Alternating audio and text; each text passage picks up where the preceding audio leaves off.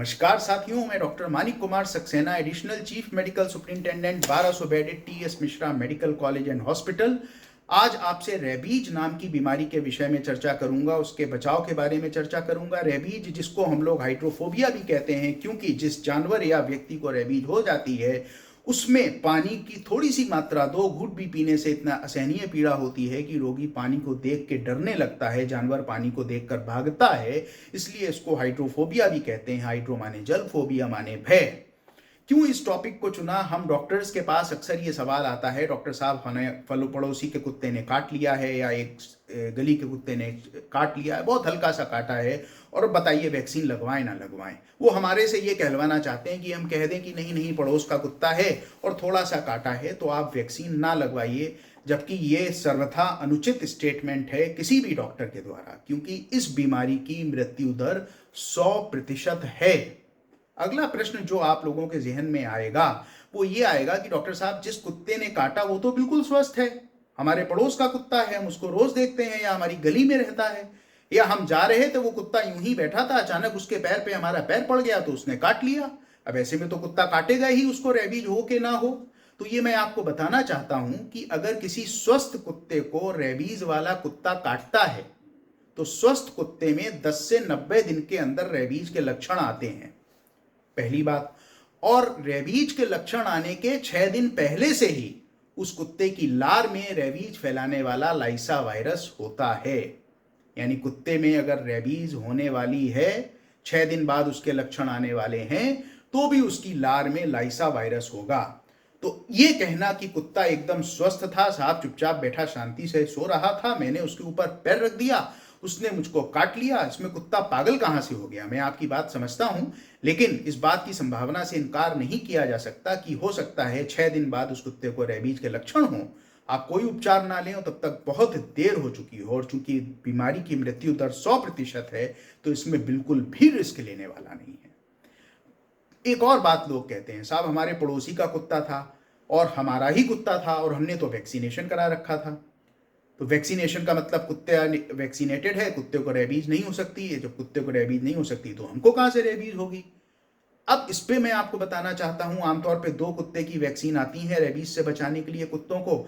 एक जैसे आज लगी, 6 महीने बाद बूस्टर लगता है, फिर हर साल बूस्टर लगता है। एक वैक्सीन आज लगी, हर 3 साल बाद बूस्टर लगता है। अब इसी में बड़ा पेच छुपा होता है, लोग पहला डोज लगवा लेते हैं, अक्सर बूस्टर जो है उसको लगवाना भूल जाते हैं या उसमें देरी करते हैं। यूं ही लोगों ने पूछा, साहब आपके कुत्ते को वैक्सीन लगा हुआ है? हाँ हाँ साहब लगा है, ये देखिए कार्ड देखिए।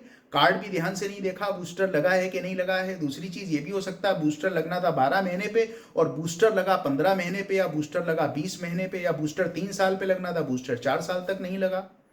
तो ये कह देना कि कुत्ते को वैक्सीनेशन है, WHO तो यहां तक कहता है कि विकासशील देशों में ये मानकर चलना कि कुत्ते को रेबीज नहीं होगी क्योंकि कुत्ते को रेबीज का वैक्सीन लगा है, ये बिल्कुल अनुचित है। विकासशील देशों में इस चीजों में लोगों में जागरूकता की कमी होने की वजह से, रेबीज की कुत्तों की वैक्सीन की कोल्ड चेन प्रॉपर मेंटेन ना होने की वजह से इस बात की आशंका से इनकार नहीं किया जा सकता कि रेबीज का इंजेक्शन लगने के बाद भी कुत्ते में रेबीज ना हो।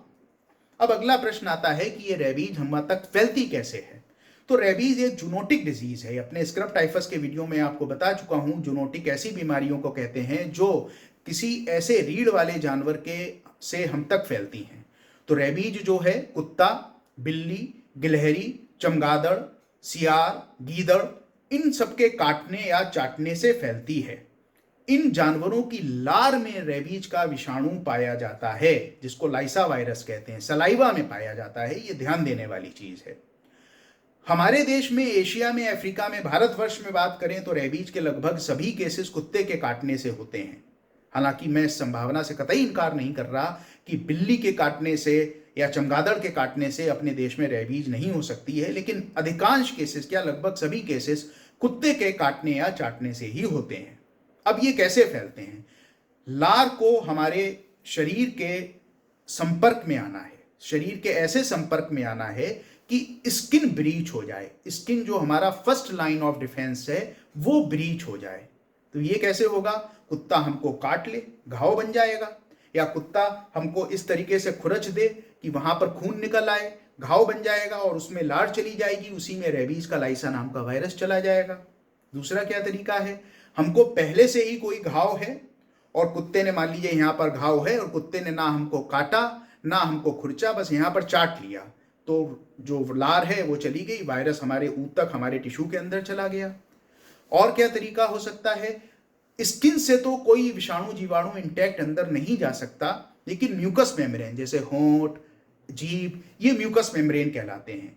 इनमें कुत्ते के अगर सलाइवा संपर्क में आ जाए और कुत्ते को रेबीज है, कुत्ते को रेबीज होने वाली है, यानी उसकी लार में रेबीज का विषाणु है, तो हमको रेबीज हो सकती है। बहुत सारे लोग कुत्ते को किस करते हैं और बहुत प्यार करते हैं, अच्छी बात है, पेट लविंग होना चाहिए, एनिमल लविंग होना चाहिए, लेकिन उसकी भी एक सीमाएं होती हैं। तो कहने का मतलब इन सब चीज़ों से रेबीज एक मनुष्य तक फैल सकती है। एक और सैद्धांतिक है कि मान लीजिए किसी व्यक्ति को रेबीज हो जाए और वो व्यक्ति ही दूसरे व्यक्ति को काट ले, तो सैद्धांतिक संभावना है, प्रैक्टिकली ऐसा देखा नहीं गया, मैंने नहीं सुना और शायद पढ़ा भी नहीं मैंने इस तरीके से किसी को रेबीज हुआ हो, क्योंकि जब किसी व्यक्ति को रेबीज होती है तो उसके लक्षण होते हैं, उसको आइसोलेट कर दिया जाता है। अब हम लोग आगे बात करते हैं कि जो रेबीज है, रेबीज वाले कुत्ते को कैसे पहचानते हैं। तो अगर किसी कुत्ते में, पहले तो मैं आपको यही बता चुका हूं कि कुत्ते में कोई लक्षण ना हो तो भी रेबीज हो सकती है, क्योंकि रेबीज के लक्षण आने के 6 दिन पहले से ही लार में उसके विषाणु यानी लाइसा वायरस होता है जो हम तक फैल सकता है। अच्छा, मान लीजिए उसको रेबीज हो गई, तो 80% कुत्ते जो होते हैं वो साथियों फ्यूरियस रेबीज के श्रेणी में आते हैं। अचानक से एग्रेसिव हो जाते हैं, घर से भाग जाते हैं, सड़क पे बिना मतलब भागते रहते हैं, लोगों को दौड़ाते हैं, अनप्रोवोक्ड बाइटिंग करते हैं। आप गुजर रहे हैं, अचानक से आप पे झपट्टा मार के और काफी वाइल्ड तरीके से काटते हैं और उनको पीछा छुड़ाना बड़ा मुश्किल हो जाता है। उनके गले से अजीब सी आवाज आती है, क्योंकि जो भौंकने का जो उनका स्वर यंत्र होता है उसमें ऐसा प्रॉब्लम हो जाती है कि भौंकने की स्वाभाविक ध्वनि नहीं निकलती, एक अजीब सी साउंड निकलती है, लार बहुत बहती है और थोड़े थोड़े दिन बाद 10 दिन के अंदर कुत्ते में पैरालिसिस हो जाती है, मृत्यु हो जाता है। 80% कुत्तों में यही लक्षण होते हैं। 20% बेचारे डम्ब रेबीज का शिकार होते हैं। इनमें अचानक से कुत्ता बिल्कुल शिथिल हो जाता है, 1-2 दिन के अंदर उसके हाथ पैरों में पैरालिसिस हो जाती है, 3-4 दिन में सांस की मांसपेशियों में पैरालिसिस हो जाती है और कुत्ते की मृत्यु हो जाती है। तो ऐसे साथियों हम लोग रेबीज वाले कुत्ते को पहचान सकते हैं कि इस कुत्ते को रेबीज है। अब अगला प्रश्न आता है कि रेबीज से बचाव कैसे किया जाए। रेबीज से बचाव के सिर्फ 3 तरीके हैं। पहला तरीका तो हो ही गया कि कुत्तों से ही दूर रहें। अब मान लीजिए ये नहीं हुआ तो 3 तरीके हैं। पहला है जहां पर कुत्ते से घाव हुआ उसकी केयर करना, घाव की केयर करना, ये सबसे इंपॉर्टेंट है। दूसरा वैक्सीन लगवाना, तीसरा इम्यूनोग्लोबुलिन लगवाना। किसमें क्या करना है ये आप ध्यान से सुनिए। मान लीजिए कुत्ता है, कुत्ते ने हमारी इंटैक्ट स्किन जो ना कटी है ना कहीं से कुछ भी है उस पे उसने चाट लिया, केवल काटा नहीं, खुरचा नहीं, सिर्फ चाट लिया। हमको कुछ नहीं करना है, आमतौर पे 5-10 मिनट साबुन से धोकर छोड़ देना है, रेबीज नहीं होगी। दूसरा जो है, मान लीजिए कुत्ते ने हमारे को ऐसी जगह पर जहां हम कपड़ा नहीं पहने हैं, खाल है, इस पे निबिल कर लिया, हल्का सा कुतर दिया या स्क्रैच मार दिया, लेकिन खून नहीं निकला। ऐसे केसेस में घाव की केयर करनी है और रेबीज की वैक्सीन लगवानी है, जिसका सबसे कॉमन नाम रेबीपुर वैक्सीन है। इसके बारे में अभी हम विस्तार से चर्चा करेंगे। तीसरी श्रेणी, जिसमें कुत्ते ने हमको इस तरीके से काटा या खरोंच लिया कि हमारे ब्लड जो है वो कुत्ते के लार के संपर्क में आ गया, तो ऐसे केसेस में साथियों हमको तीनों चीजें करनी है। घाव की केयर भी करनी है, वैक्सीन यानी रेबीपुर भी लगानी है और एक रेबीज का इम्यूनोग्लोबुलिन भी लगवाना है। वैक्सीन और इम्यूनोग्लोबुलिन में क्या फर्क है ये आप में से कईयों को पता होगा, नहीं पता है तो अभी मैं बताऊंगा। अब पहले वाले केस की बात करें, कुत्ते ने इंटैक्ट स्किन पे केवल हमको चाटा, हमको कुछ भी नहीं करना है, 10-15 मिनट हाथ धो लिया। अब मान लीजिए कुत्ते ने हमको अनक्लॉथ स्किन पर स्क्रैच कर दिया जिसमें ब्लीडिंग नहीं हुई या कुछ इस तरीके से किया कि ब्लीडिंग ना हुआ, तो ऐसे में हमको घाव की केयर करनी है वहां पर और घाव की केयर के साथ साथ वैक्सीन लगवानी है। अब ये जो घाव की केयर है, ये रेबीज के केसेस में सबसे इंपॉर्टेंट चीज होती है। सबसे इंपॉर्टेंट चीज, घाव की केयर कैसे करते हैं। अगर कुत्ते ने हमारे को हल्का सा एब्रेजन कर दिया या निबिल माने कुतर लिया लेकिन खून नहीं निकला, तो याद रखिए साथियों, बहुत ध्यान से इस चीज को समझिए, घाव की केयर कैसे करनी है। सबसे महत्वपूर्ण यही चीज है। 15 से 20 मिनट तक बहते नल के पानी के नीचे हमको अपने हाथ को या जहां कहीं भी कुत्ते ने काटा है साबुन से बहुत अच्छी तरीके से लगातार धोना है। कितने मिनट? 15 से 20 मिनट। और उसके बाद उस पे अल्कोहल या बीटाडाइन अच्छे से डाल देनी है और छोड़ देना है। 99% रेबीज होने का रिस्क इससे खत्म हो जाता है। अगर ये चीज आपने कर ली तो बिना डॉक्टर को फोन करे, बिना किसी से पूछे, कहीं भी हैं अड़ोस पड़ोस, कहीं भी घर खुलवाया, दुकान खुलवाई, साबुन लिया और धोया और उसके बाद मेडिकल स्टोर पे जाके जल्दी से बीटाडीन डाल लिया आपने। ये घाव की केयर हो गई। कभी कभी क्या होता है, कुत्ते के दांत इतने गहरे लग जाते हैं कि वो अंदर एक टनल जैसी बना देते हैं, तो वहां पर पानी नहीं पहुंच पा रहा, बीटाडीन नहीं पहुंच पा रही, तो रबड़ का एक साफ पाइप काट के उससे करके हम पानी को अंदर पहुंचा सकते हैं प्रेशर से और बाद में बीटाडीन डाल सकते हैं, लेकिन 15-20 मिनट, जिससे पूरे तरीके से विषाणु के वहां से हटने के खतरे को न्यूनतम कर सकें। शून्य तब भी नहीं हो सकता, इसीलिए तो वैक्सीन लगाते हैं, रेबीपुर नाम की वैक्सीन। तो ये तो घाव की केयर हो गई। घाव की केयर में एक और खास बात आती है साथियों, रेबीज का वायरस जब भी हमारे शरीर के संपर्क में आता है तो हमारी मांसपेशियों में आता है और मांसपेशियों से नर्व्स होती हैं, नसें जो ब्रेन तक जाती हैं और स्पाइनल कॉर्ड तक जाती हैं। इन्हीं नसों के अंदर एक द्रव बहता है जिसको एक्सोप्लाज्म कहते हैं। रेबीज का वायरस उसी से धीरे धीरे चढ़ते चढ़ते ब्रेन तक और स्पाइनल कॉर्ड तक पहुंचता है और हमको रेबीज हो जाती है। तो ये कहा जाता है, ये डॉक्यूमेंटेड लिटरेचर है कि अगर घाव बहुत ज़्यादा बड़ा ना हो तो 24 से 48 घंटे बाद उसमें टाँके लगाने चाहिए, क्योंकि ये डॉक्यूमेंटेड डाटा है कि अगर हम तुरंत टाँका लगाते हैं तो कभी कभी ऐसा भी होता है कि कुत्ते के जो अंदर रेबीज के वायरस हैं वो टाँका लगाने से और गहराई में पहुंच जाते हैं और हमारे शरीर के ऊतक के संपर्क में आके ब्रेन तक जा सकते हैं। हाँ, अगर इस तरीके का घाव है जिसके बहुत ज़्यादा कुछ उसी से मृत्यु की आशंका है तो निश्चित रूप से हमको तुरंत टाँका लगाना ही लगाना है। अब हम लोग दोस्तों वैक्सीन पे आते हैं। वैक्सीन, और आपको एक बताया था रेबीज का इम्यूनोग्लोबुलिन। वैक्सीन क्या होती है? वैक्सीन बेसिकली एक ऐसी चीज होती है जिसमें किसी भी बीमारी के ऐसे जीवाणु, कीटाणु या विषाणु होते हैं जिनकी बीमारी पैदा करने की क्षमता मर जाती है, और अगर उसको हम अपने शरीर में लगाएं तो प्राकृतिक रूप से जो विषाणु, जीवाणु या कीटाणु हमारे शरीर में आए हैं उनसे लड़ने की क्षमता उत्पन्न होती है। तो अगर किसी पर्सन को रेबीज की वैक्सीन लगाएंगे, रेबीपुर लगाएंगे, तो आमतौर से 6 से 10 दिन लगते हैं रेबीज के विरुद्ध हमारी प्रतिरोधक क्षमता को विकसित होने में। तो ये एक महत्वपूर्ण चीज है कि रेबीपुर वैक्सीन का मतलब ये नहीं है, इसीलिए आपको बताया कि अगर खून निकल आया है तो खाली रेबीपुर वैक्सीन से काम नहीं चलेगा, हमको रेबीज का इम्यूनोग्लोबुलिन भी लगवाना पड़ेगा। अब ये जो रेबीपुर वैक्सीन आती है ये 2 तरीके से लगती है, इंट्रामस्कुलर और इंट्राडर्मल। इसको 2 डिग्री से 8 डिग्री सेल्सियस तापमान पे रखा जाए तो तकरीबन 3 साल तक ये सुरक्षित रहती है। इसकी वायल आती है, 300-400 रुपए की एक वायल होती है, सरकारी अस्पतालों में मुफ्त मिलती है।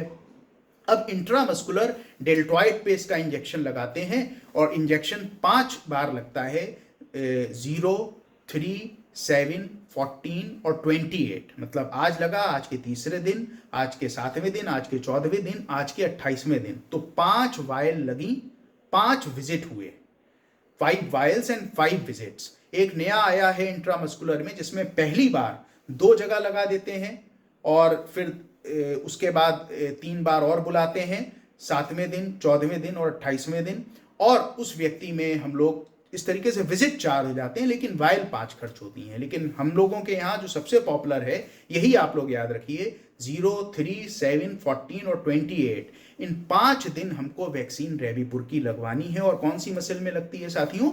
डेल्टॉइड मसल में लगती है। दूसरा इंट्राडर्मल तरीका होता है। अच्छा, ये जो वैक्सीन इंट्रामस्कुलर लगती है ये 2.5 इंटरनेशनल यूनिट लगती है। ये तकरीबन 0.5 से 1 ml की वायल होती है, एक वायल, उसमें इतना होता है, तो पूरी वायल एक बार में खर्च हो जाती है।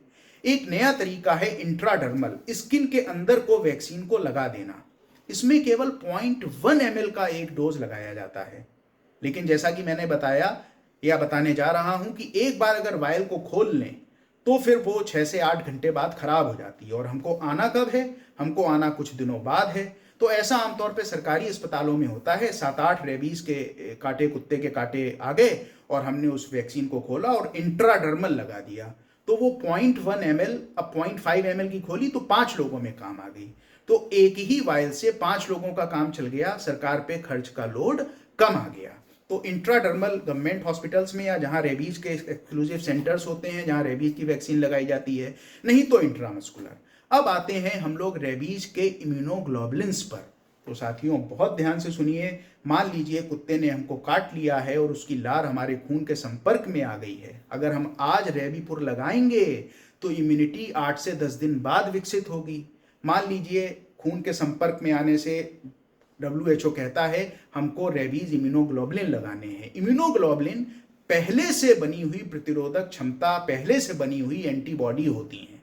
रेबीपुर भी साथ में लगेगी क्योंकि इन इम्यूनोग्लोबुलिन की लाइफ शॉर्ट होती है। तो ऐसे व्यक्तियों में जिनमें खून के संपर्क में बहुत गहरा घाव है, हमने वुंड को हाइजीन किया, 15 मिनट धोया, वही बीटाडीन लगाया। रेबीपुर वैक्सीन लगवाएंगे हम लोग 5 बार जैसा कि बताया, और साथ ही साथ रेबीज का इम्यूनोग्लोबुलिन भी लगवाएंगे। अब ये इम्यूनोग्लोबुलिन आमतौर पे कैसे लगाते हैं? जिस जगह पर काटा है वहीं पर इस इम्यूनोग्लोबुलिन को लगाया जाता है। अगर मनुष्य के ऊतक से ये इम्यूनोग्लोबुलिन बना है तो इसका डोज 20 यूनिट पर किलोग्राम होता है। अगर मेरा वजन 60 किलो है तो 1200 यूनिट लगेगा। आमतौर पे जो मनुष्य के स्रोत से ये जो रेबीज के इम्यूनोग्लोबुलिन बनते हैं, ये 6 से 7 हजार रुपए के पड़ते हैं और तकरीबन 2 वायल लगते हैं, यानी 13-14 हजार रुपए। और ये कहाँ पे लगाए जाते हैं साथियों? जहां घाव होता है उसी के चारों तरफ अच्छे तरीके से लगा दिया जाता है। आखिरी में अगर बच जाता है तो उसको फिर इंट्रामस्कुलर हम लोग दे देते हैं, लेकिन उस जगह पे नहीं देते जहां पर रेबीपुर नाम की वैक्सीन लगाई। दूसरा, अब तो ये बहुत महंगा हो गया, 13-14 हजार हर व्यक्ति के बस का नहीं है खर्च करना। दूसरा, एक इक्वाइन यानी घोड़े के स्रोत से भी रेबीज के इम्यूनोग्लोबुलिन बनते हैं। और अगर इनकी कॉस्ट की हम लोग बात करें तो इनकी कॉस्ट तकरीबन 600 रुपए होती है। 600 रुपए तो 2 मान लीजिए वायल लग गई तो 1200 रुपए। तो 1200 रुपए खर्च करके हम रेबीज का इम्यूनोग्लोबुलिन लगवा सकते हैं। क्या दिक्कत होती है? दिक्कत ये होती है कि किसी लोगों में हल्की फुल्की रिएक्शन होती है और 45,000 लोगों में, जिसमें कि घोड़े वाली रेबीज के इम्यूनोग्लोबुलिन लग रहे हैं, एक में एनाफाइलेक्सिक शॉक होता है, जिसमें जान जाने का खतरा रहता है। लेकिन अगर डॉक्टर ने पहले से ही एड्रेनालिन वगैरह इंजेक्शन तैयार करके रखे हुए हैं उसको लगाने से, तो वो खतरा भी शून्य हो जाता है, लगभग शून्य हो जाता है। तो पूरी बात साथियों ये हुई, अगर हम इसको नटशेल में करें, कि रेबीज एक 100% प्राणघातक बीमारी है। कुत्ता स्वस्थ हो हम तब भी नहीं कह सकते कि रेबीज नहीं होगी।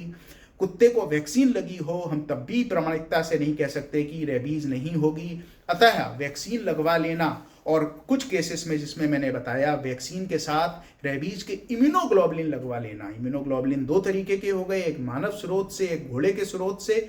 कॉस्ट का फर्क होता है, यही रेबीज से बचाव है, क्योंकि एक बार रेबीज हो जाए तो मृत्यु के अलावा और कोई भी जिसको कहना चाहिए इसका अंत परिणाम नहीं होता। तो मैं चाहूँगा आप लोग इस वीडियो को खुद भी सुने और लोगों को इसका लिंक प्रेषित भी करें, और ये कन्फ्यूज़न मन में ना पालें, एक सांत्वना मन में कि नहीं साहब कुत्ता स्वस्थ था। मैं फिर से कह रहा हूँ, कुत्ते को वैक्सीनेशन था।